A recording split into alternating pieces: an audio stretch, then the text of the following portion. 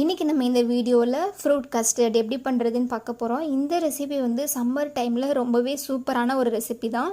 நீங்கள் வந்து மதியம்லாம் வந்து இந்த ரெசிபியை செஞ்சு சாப்பிட்டீங்க அப்படின்னா ரொம்பவே சூப்பராக இருக்கும். அதோட ரொம்ப ஹெல்த்தியான ரெசிபியும் கூட.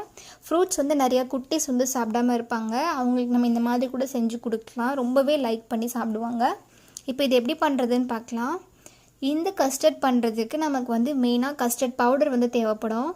கண்டிப்பாக வந்து எல்லா சூப்பர் மார்க்கெட்லேயுமே இந்த கஸ்டர்ட் பவுடர் வந்து இதே பிராண்டில் வந்து உங்களுக்கு அவைலபிளாக இருக்கும். கிடைச்சது அப்படின்னா நீங்கள் இதை வாங்கி வச்சுக்கோங்க. அடுத்த ஆவினில் ஃபுல் க்ரீம் மில்க் வந்து யூஸ் பண்ணிக்க போகிறேன். உங்களுக்கு எந்த பிராண்டில் ஃபுல் க்ரீம் மில்க் கிடைச்சாலுமே அதை நீங்கள் யூஸ் பண்ணிக்கலாம். இல்லை நீங்கள் நார்மலான பால் கூட யூஸ் பண்ணிக்கலாம்.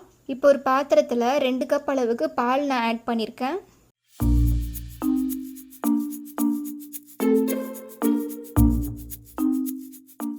அடுத்து ஒரு சின்ன ஒரு பவுலில் 6 டீஸ்பூன் அளவுக்கு கஸ்டர்ட் பவுடர் வந்து ஆட் பண்ணிக்கணும்.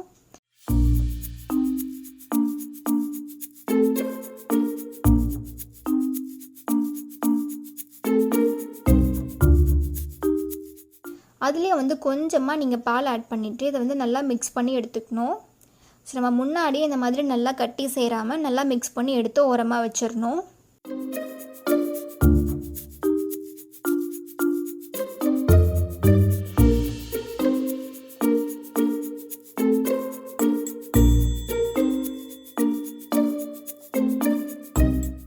அடுத்து அடுப்பை நல்லா மீடியம் ஃப்ளேமுக்கு வச்சுட்டு இந்த பாலை வந்து நல்லா கொதிக்க வைக்கணும்.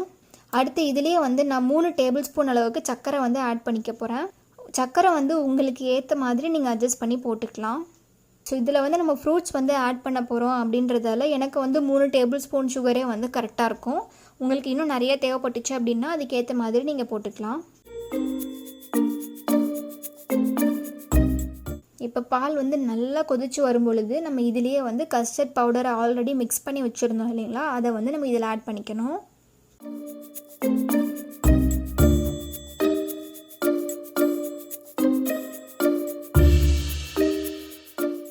ஆட் பண்ணின பிறகு ஒரு விஸ்கோ இல்லை நல்ல ஒரு கரண்டியோ யூஸ் பண்ணி அதை நல்லா மிக்ஸ் பண்ணி விட்டுறணும்.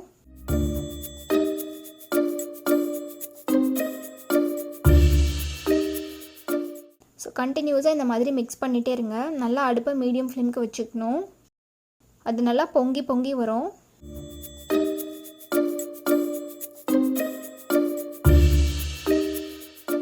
ஸோ இங்கே பாருங்கள், நம்ம கஸ்டர்ட் பவுடரை ஆட் பண்ணதையுமே அது பால் வந்து கொஞ்சம் நேரத்தில் நல்லா திக்காக ஆரம்பிச்சிரும். கண்டென்ஸ்டு மில்க் எந்த அளவுக்கு வந்து ஒரு பதத்தில் இருக்குமோ அந்த அளவுக்கு வந்து நல்லா பால் கொதித்து திக்காகி வரணும்.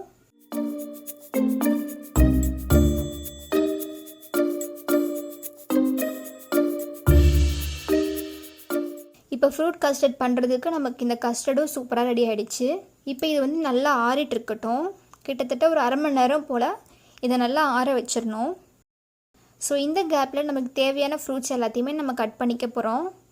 இதில் வந்து நமக்கு தேவையான ஃப்ரூட்ஸ் எல்லாமே நம்ம ஆட் பண்ணிக்கலாம். நான் வந்து 2 பனானா ஆட் பண்ணிக்க போகிறேன். அடுத்து ஒரே ஒரு ஆப்பிள், கொஞ்சமாக வந்து திராட்சை வந்து ஆட் பண்ணிக்க போகிறேன். ஸோ இது 3மே வந்து எனக்கு கரெக்டாக இருக்கும். ரொம்பவே வந்து ஃபில்லிங்காகவும் இருக்கும். 2 கப் பாலுக்கு வந்து இதுவே அதிகம்தான்.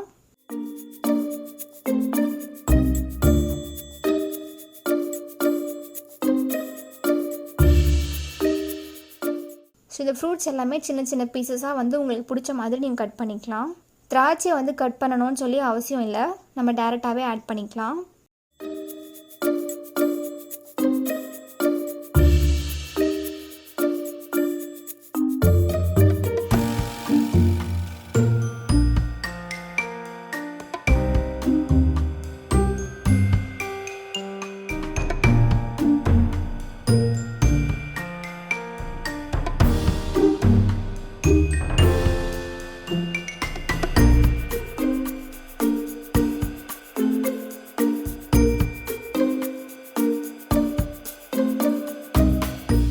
நீங்கள் என்றைக்குமே வந்து அந்த கஸ்டர்டு மில்க் முன்னாடியே ரெடி பண்ணி வச்சுட்டு நல்லா ஆறிட்டு இருக்க கேப்பில் வந்து நீங்கள் ஃப்ரூட்ஸ் கட் பண்ணிங்க அப்படின்னா அது உங்களுக்கு கரெக்டாக இருக்கும்.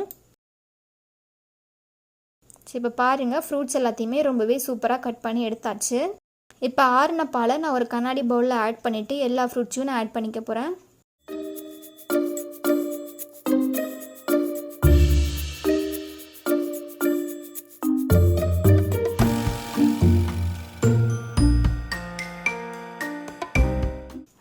பண்ணிவிட்டு நல்லா மிக்ஸ் பண்ணி விட்டுறணும். இப்போ இதை வந்து நீங்கள் 1/2 ஹவரோ இல்லை வந்து 1 மணி நேரமோ நல்லா ஃப்ரிட்ஜில் வச்சு செட்டான பிறகு எடுத்து சாப்பிட்டீங்க அப்படின்னா ரொம்பவே சூப்பராக இருக்கும். இப்போ இது 1/2 மணி நேரம் நான் ஃப்ரிட்ஜில் வச்சு எடுத்துக்க போகிறேன்.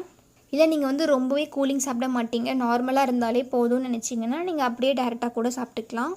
இப்போ பாருங்கள், நான் இதை நல்லா 1 மணி நேரம் நல்லா ஃப்ரிட்ஜில் வச்சு எடுத்துக்கிட்டேன். இப்போ சின்ன சின்ன பவுலுக்கு வந்து நம்ம மாற்றி சர்வ் பண்ணி சாப்பிட்டுக்கலாம்.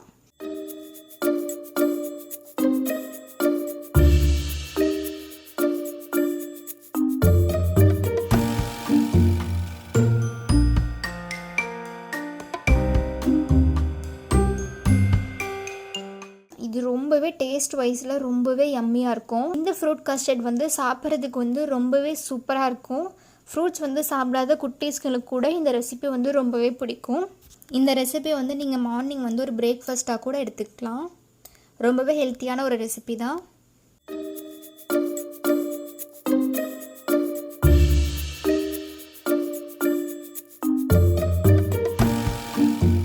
இந்த ரெசிபி வந்து உங்களுக்கு ஏதாவது ஒரு வகையில் யூஸ்ஃபுல்லாக இருந்துச்சு அப்படின்னா நம்ம சேனலுக்கு சப்ஸ்கிரைப் பண்ணிக்கோங்க. அதே மாதிரி இந்த ரெசிபியை நீங்கள் ட்ரை பண்ணிங்க அப்படின்னா எப்படி இருக்குதுன்னு சொல்லி எனக்கு கமெண்ட்டில் சொல்லுங்கள். Thank you so much.